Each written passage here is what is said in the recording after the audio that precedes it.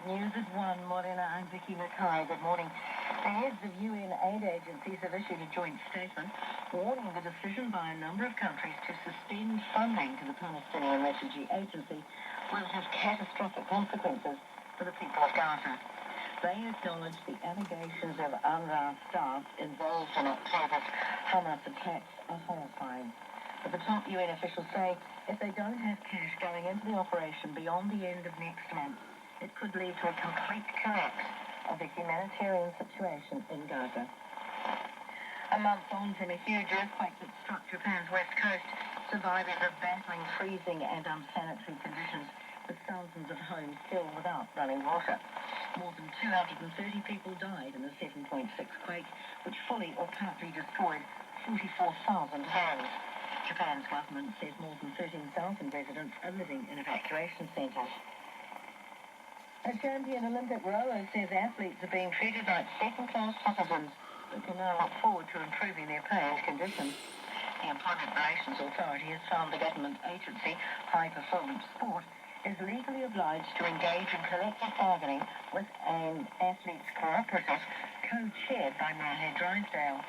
He says the most the athletes can earn is $70,000 a year, while staff at High Performance Sport earn upwards of $100,000 a year. Drysdale says that most athletes are trying to work and train full-time, and many get paid in grants that are less than the minimum wage. Senior Labour MP Kelvin Davis used his valedictory speech in Parliament last night to defend Te Tiriti o Waitangi, which he says is under attack by the government.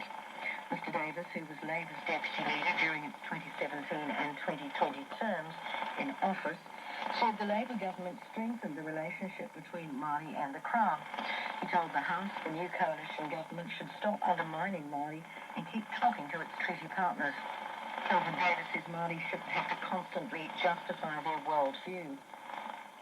In Malaysia, Sultan Ibrahim from the southern state of Johor has been sworn in as the country's new king, taking the oath of office in a ceremony at the National Palace in Kuala Lumpur. Under a unique system of monarchy, the heads of Malaysia's 9 royal families take turns to be king every 5 years. A bird thought extinct for decades may have been spotted in Southland. The South Island Kōkako Trust is offering $10,000 to anyone who provides information leading to confirmation that the South Island Kōkako is still alive. It was listed as extinct until 2013, when the Department of Conservation reclassified its status as data deficient. Trust spokesperson Inga Perkins says a recent possible sighting has renewed hopes of its continued existence. Every year at our Trust AGM, we review the value of continuing, and each year we think there is hope. Some of the sightings have given us great hope, some of the follow-up searches we did have given us hope, and science is giving us hope. Inga Perkins says the Trust wants to hear from anyone about a possible sighting. And that's the news. This week on Country Life, an award-winning farmer who loves doing on-farm trials. And this is just one of them. For about 4 or 5 years, ran a fertiliser trial on 2 different sites on the property with all the conventional fertilisers, and also comparing that with a few sort of more natural type products like seaweed-based fertilisers. Country Life, Friday night and Saturday morning after the news at 7 on RNZ National. Funded through New Zealand On Air, we're on radio, rnz.co.nz, and of course on your mobile. Short forecast from Met service to midnight Thursday to Thursday, February for 2024. Northland to Waikato, including Coromandel and the Bay of Plenty, also Tamarunui, Taupo and Taihape. Areas of morning cloud, then it's fine. For Gisborne and Hawke's Bay, becoming fine this morning, but isolated afternoon and evening showers inland. Whitehall to Kapiti, mainly fine. Cloud increasing this evening with a few showers. Wellington, Wairarapa and Nelson, mainly fine apart from isolated showers this afternoon. For Marlborough and Canterbury, partly cloudy. Isolated showers for morning, some heavy, possibly sundry, this afternoon and evening. For Buller and Westland, a few showers about Westland this morning, then spreading north.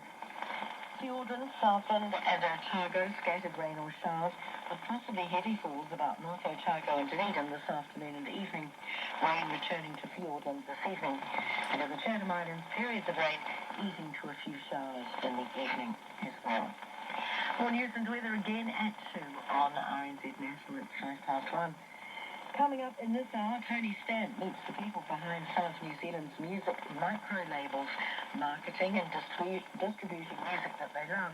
It's often done in their free time for little, if any, profit, and sometimes wins international audiences. So it's part 2 of micro-labels at 1:15 in less than 10 minutes' time. In the meantime, many of you texting photos or photo to 2101 to get the link to view photographic history from their Facebook photo archive and their upcoming auctions of said photos if you want to have a browse.